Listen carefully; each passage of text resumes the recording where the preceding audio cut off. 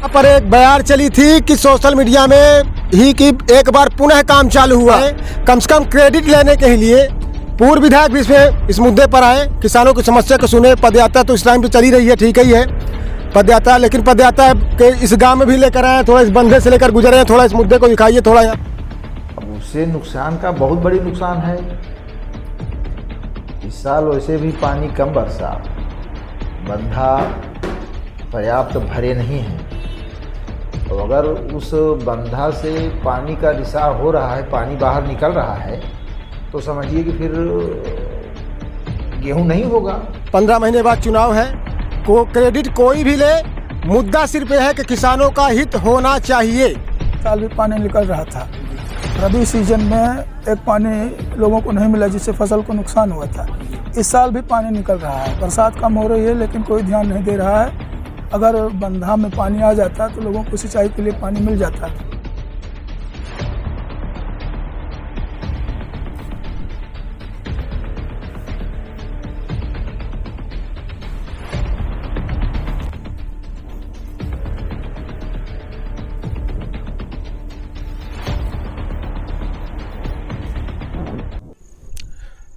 दोस्तों नमस्कार, मैं एक जनहित के मुद्दे को लेकर आप लोगों के बीच में हाजिर हूँ।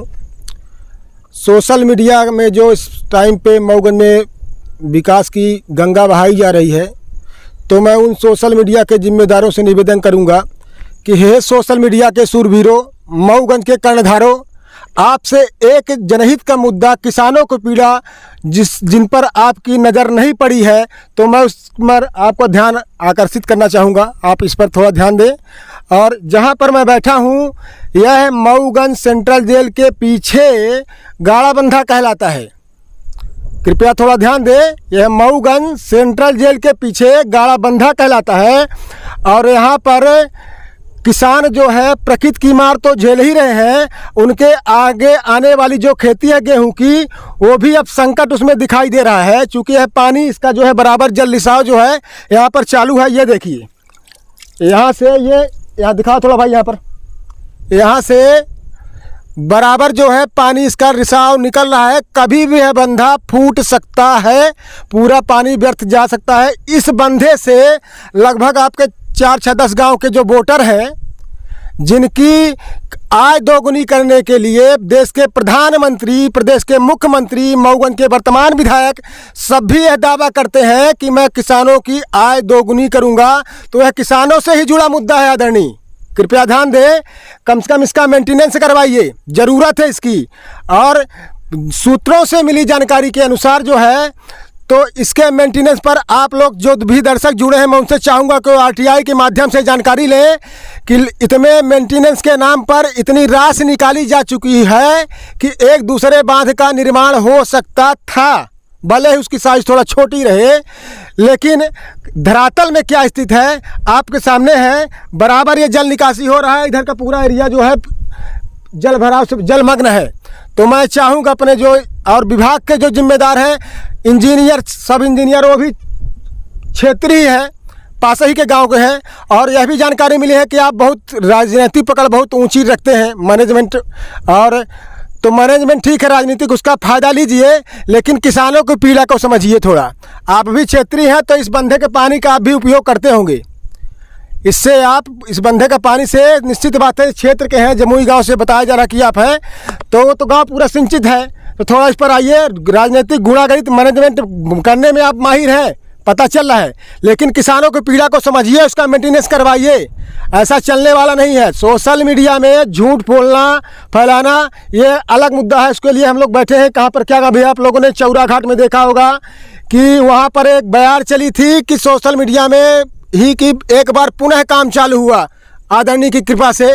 और तो मैंने वहाँ पर जाकर कवरेज किया और दिखाया कि वहाँ पर कुछ भी काम नहीं है। वहाँ पर जो ठेकेदार है वो अपना पूरा मशीनरी लेकर भाग चुका है।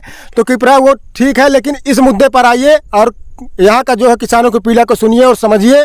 मैं चाहूँगा अर्थ होकर जो हमारे दर्शक बंधु जुड़े हैं, थोड़ा मैं उनसे भी चाहूँगा, थोड़ा इन जिम्मेदारों को जगाएं। कम से कम क्रेडिट लेने के लिए पूर्व विधायक भी इसमें इस मुद्दे पर आए, किसानों की समस्या को सुने। पदयात्रा तो इस टाइम पे चली रही है, ठीक ही है पदयात्रा, लेकिन पदयात्रा के इस गांव में भी लेकर आए, थोड़ा इस बंधे से लेकर गुजरे हैं। थोड़ा इस मुद्दे को दिखाइए थोड़ा यहाँ पर। कम से कम किसानों को पीढ़ियों को समझिए, आगे के उनका जो है खेती गेहूं की वह खतरे में पड़ने वाली है। और जिम्मेदारों को थोड़ा जगाइए। 15 महीने बाद चुनाव है, को क्रेडिट कोई भी ले, मुद्दा सिर्फ यह है कि किसानों का हित होना चाहिए। क्या शुभ नाम हुआ? मेरा नाम श्यामलाल त्रिपाठी है। एडवोकेट श्यामलाल त्रिपाठी। ये गाड़ा बंधा है हाँ है। और उसमें जल भराव की मतलब जल बह रहा है, उसमें बर्फ जा रहा है, डैमेज है पूरी तरह से, मेंटेनेंस नहीं हुआ है। हाँ, पता चला है कि उसमें एक होल हो गया है जिससे पानी निकल रहा है। पिछले साल भी पानी निकल रहा था। रबी सीजन में एक पानी लोगों को नहीं मिला जिससे फसल को नुकसान हुआ था। इस साल भी पानी निकल रहा है। बरसात कम हो रही है लेकिन कोई ध्यान नहीं दे रहा है।